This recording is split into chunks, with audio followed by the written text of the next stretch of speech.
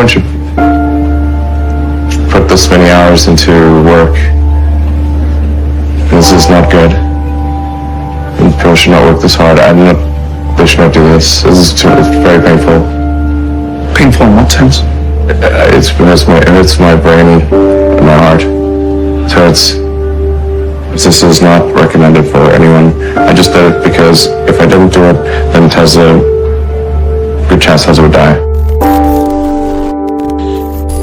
When my brother and I were starting our first company, instead of getting an apartment, we just rented a small office and we slept on the couch.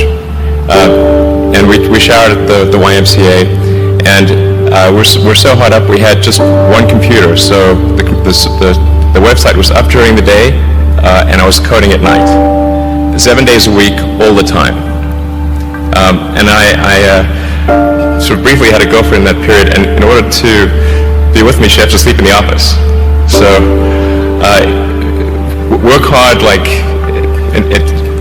every waking hour. That's the thing I would say, particularly if you're starting a company.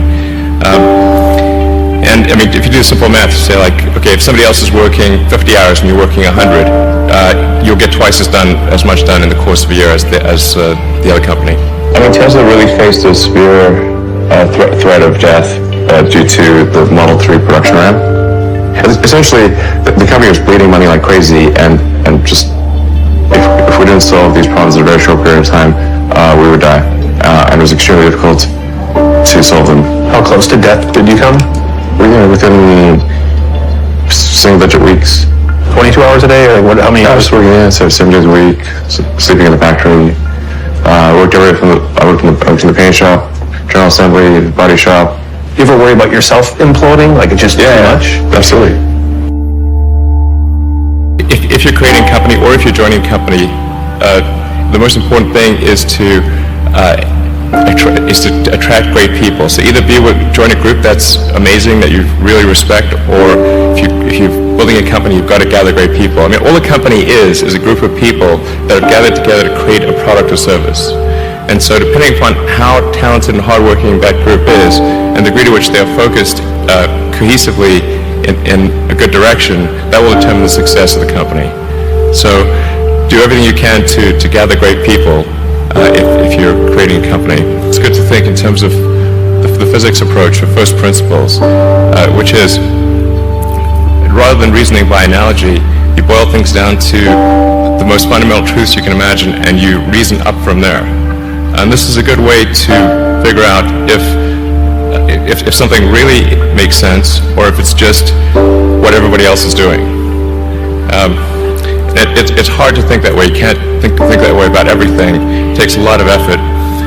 But if you're trying to do something new, it's the best way to think.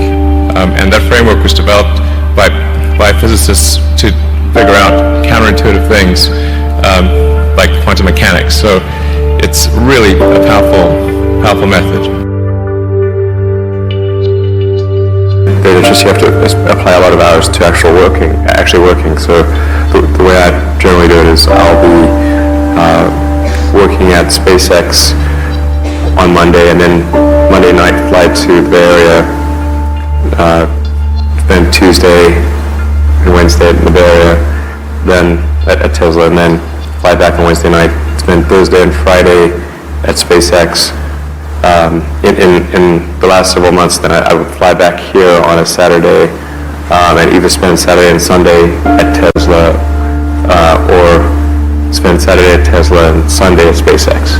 Just showing up is half the battle. Just, you got to try hard to do it, and don't be afraid of failure. You also need to be rooted in reality. So you shouldn't, it's easy to get high in your own supply. You've got to not be afraid to innovate, but also don't delude yourself into thinking something's working when it's not. Or you're going to get fixated on a bad solution. Yeah, don't be afraid of new arenas. You can get a book, you can learn something, and experiment with your hands, and just make it happen. Find a way or make a way to get something done. But I think people can choose to be not ordinary. They can choose to not necessarily conform to the conventions that were taught to them by their parents. So yes, I think it's possible for ordinary people to choose to be extraordinary. If somebody is doing something that is useful to the rest of society, I think that's a good thing. Like, it doesn't have to change the world. Like, you know, if you're doing something that has high value to people, if it has a small amount of good for a large number of people, I think that's fine. Like, stuff doesn't need to be changed the world just to be good. Being focused on something that you're confident will have high value to someone else, and just being really rigorous in making that assessment, because people tend to, a natural human tendency is wishful thinking. So a challenge for entrepreneurs is to say, well, what's the difference between really believing in your ideals and sticking to them versus pursuing some unrealistic dream that doesn't actually have merit? And that is a really difficult thing to tell. Can you tell the difference between those two things? Right. You know? So you need to be sort of very rigorous in your self-analysis. I think certainly extremely tenacious, and then just work like hell. I mean, you just have to put in, 80 to 100 hour weeks every week. All those things improve the odds of success. Okay. I mean, if other people are putting in 40-hour work weeks and you're putting in 100-hour work weeks, then even if you're doing the same thing, you know that in 1 year you will achieve what they achieve. You will achieve in 4 months what it takes them a year to achieve.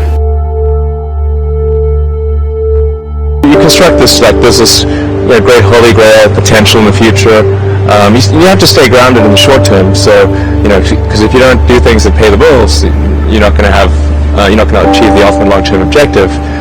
But it's nice to have that sort of holy grail long-term potential out there as an inspiration for coming to work. It's really a mindset. You have to decide, we're going to try to do things differently, well, provided that they're better. You shouldn't do things differently just because they're different. They need to be different and better. But I think you just have to sort of decide, let's think beyond the normal stuff and have an environment where that sort of thinking is encouraged and rewarded, and where it's okay to fail as well. Because when you try new things, you try this idea, that idea, well, a large number of them are not going to work.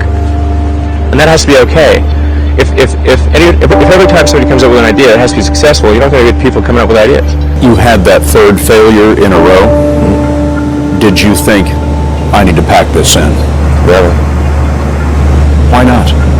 I don't ever give up. I mean, I'd have to be dead or completely incapacitated